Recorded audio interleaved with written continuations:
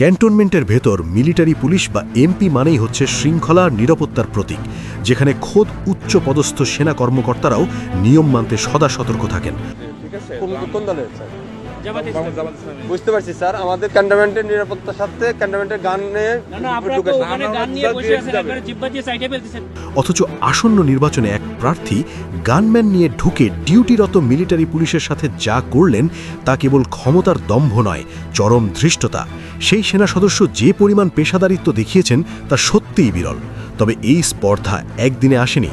গত 1 বছর ধরে পিনাকি ইলিয়াসরা আর্মির বিরুদ্ধে যে মিথ্যা প্রোপাগান্ডা চালিয়েছে, ওই প্রার্থীর আচরণ তারই প্রতিফলন।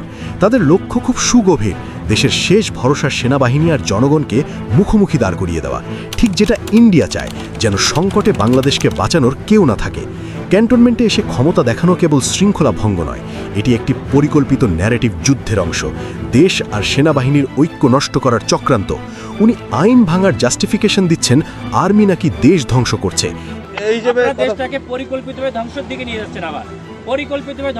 এরকম ন্যারেটিভ একজন জনপ্রতিনিধির কাছ থেকে আসলে দেশের মানুষ কি মেসেজ পাবে?